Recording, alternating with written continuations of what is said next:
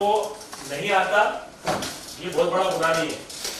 आप जो गए हो और अपन ने भी हमने भी 10-20 भैंस मार के दिया। हर डॉक्टर ने कुछ ना कुछ हाथ साफ किए हैं, जो यही वर्कर है उसको भी शुरुआत में नहीं आता हुआ, लेकिन उसकी सेल्स स्किल वीक है तो सब कुछ वीक है। सेल्स वीक बता रहा हूँ करना क्या चाहिए, मतलब मेरा एक्सपीरियंस रहेगा, मैं इसलिए बता रहा था कि होता ये कि जैसे मैंने प्रैक्टिस शुरू की थी तो जैसे मैंने भी जानवर मारे, लेकिन मैं आया सेल्स से, मेरे इंडस्ट्री में था, सेल्समैन था, एमआर था, तो मेरे दिमाग में ये नहीं चलता था कि मैं कस्टमर को कैसे अपना बेस बढ़ाऊं। तो मैंने स्टेटिस्टिक्स उठाई कि मेरे यहाँ 2 एबीओ को हैं, एक डॉक्टर है PR यादव, वो दिन में कितनी प्रैक्टिस करते हैं, ये एक दिन में इतने केस कर सकते हैं। संजय मेरा गवाह है, संजय मेरे साथ मेरी प्रैक्टिस देख लेता था, संजय को चक्कर आते थे। 1999 में मैं 1000-1500 रुपए रोज के लेता था और नोट ऐसे भरे रहते थे, मेरे गिरते थे, संजय को मालूम है नोट गिरते थे केवल। मोबाइल आ गया नहीं गिरते हैं, कई वक्त मेहनत ही कमाई थी। तो उस समय ये पूरा सेल्स पे था। तो सबसे पहले क्या किया, मार्केट सर्वे किया, मैंने अपने मित्र को क्वेश्चन है डाल रहा हूँ कि कौन कितना करता है। डॉक्टर यादव 10 से 12 केस ज्यादा नहीं कर सकते, कारण ये एक केस में इतना टाइम लगता है, इससे ज्यादा वो घूम ही नहीं सकते, तो 10 से 12 केस में ब्लॉक। सोलंकी हमारा रिव्यू होता है, वो कितना कर सकता है, वो 11-12 बजे तो हॉस्पिटल आता है, उसके बाद कितना टाइम मिलता है, 6 बजे वापस भागना होता है, तो 5 घंटे बचे, 5 घंटे में कितने केस करता है, इतने केस खत्म। अब 16 केस में पूरा दिन खत्म, अब केस आते रहे। फिर मैंने देखा केस कहाँ से आ रहे हैं, 12 गांव की लिस्टिंग उठाई मैंने कि 12 गांव से केवल केस आ रहे थे मेरे हॉस्पिटल में, सिर्फ 12 गांव से केस आ रहे थे, तो इतने केस आ रहे थे, वो दोनों सुबह शाम लगे हुए थे 12 गांव में। इसका मतलब कि 12 गांव से कितने केस आ रहे हैं, 180 गांव से मेरे विकास करने, जिसमें बुरावा भी था, तुम नहीं दोस्त है ना।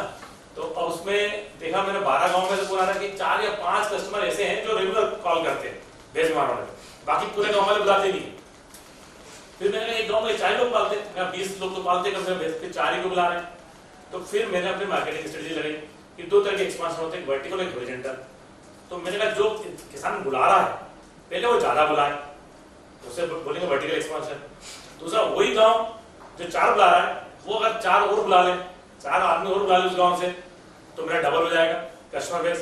फिर मैंने 12 गांव को मैं 24 गांव में कन्वर्ट कर दूं केवल 180 में से, 24 गांव से लोग बुला लें तो मेरे कस्टमर 4 टाइम बढ़ जाएंगे। तो प्रैक्टिस ही प्रैक्टिस, लड़ाई झगड़े खत्म।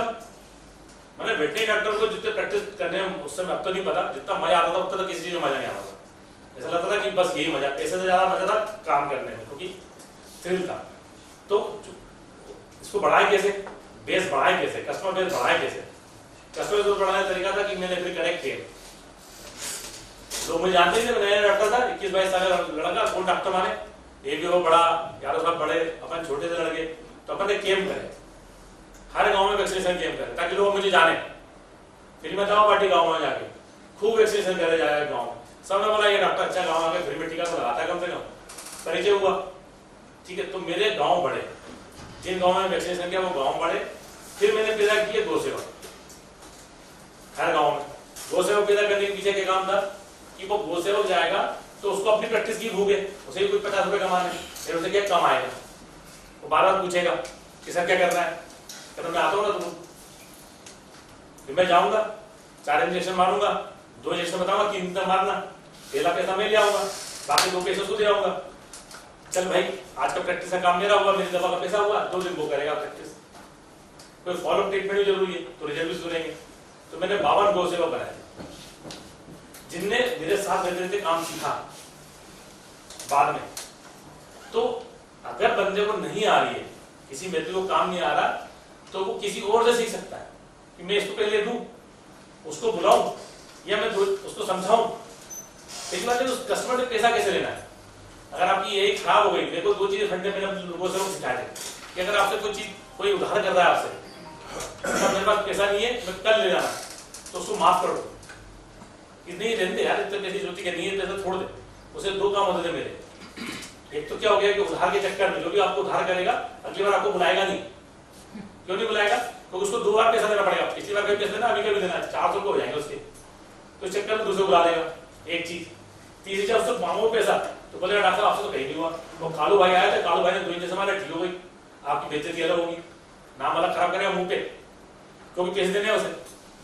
तीसरा डर ये कि पैसा भी गया नाम भी गया, कस्टमर भी गया, और माफ कर दोगे तो क्या हुआ, 4 जगह बोलेगा जाके कि डॉक्टर साहब बड़े अच्छे थे, उन्होंने मेरे पैसे ही लिए। अब तुम बोलोगे सब लोग ऐसा करने लग जाएंगे, तो ऐसा होता नहीं है। वो डरता है कि डॉक्टर से ज्यादा उसको पानी है, जिसे मार दिया उसको मार दिया, तो अपन भी डरते हैं कि डॉक्टर से पंगे मत लो, तो इतना पंगा नहीं लेगा कोई। लेकिन कस्टमर बढ़ाने के तरीके, मेरे एक टेक्टिक्स बता रहा था कि जो तुम बोल रहे थे मैत्री को केस नहीं मिलेंगे।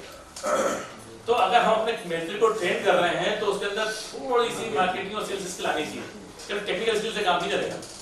अब एक्शन से करने जा रहे हो तो थोड़ा सा दिमाग लगाना पड़ेगा, मेरे को कस्टमर कैसे बनाऊं। आपके दिमाग में होना चाहिए कस्टमर है, ये मेरा कस्टमर है, ये मेरा क्लाइंट है। जब ये नजरिया आ जाएगा मेरा, ये मेरा क्लाइंट है, मुझे तो सर्विस देनी है, ये लोग मैं दोबारा करूंगा। Customer satisfaction, CRM, customer relation management, शादी ब्याह में जाके खड़े हो रहे हैं, उसके परसाई लग रही तो पार्टी में घूम रहा है, मैंने देखे अपने डॉक्टरों को, क्या परसाई चल रही है तो डॉक्टर भी खाना परोस रहा है, तो चिंता मत कर, मैं खड़ा हूं। ये होता है रिलेशन, CRM। अगर सेल्समैन स्किल नहीं है तो आपको मैत्री 4 फेल करके भी काम चला रहे हैं, सेल्स स्किल हो तो उसमें ये लोग दोबारा लेकर कराऊंगा तो काड़ू भाई से कराऊंगा, काड़ू भाई मेरे घर के आदमी है, ये होना चाहिए। ठीक है ना सर? तो इसलिए कहता हूँ कि मेरा एक्सपीरियंस शेयर करना था।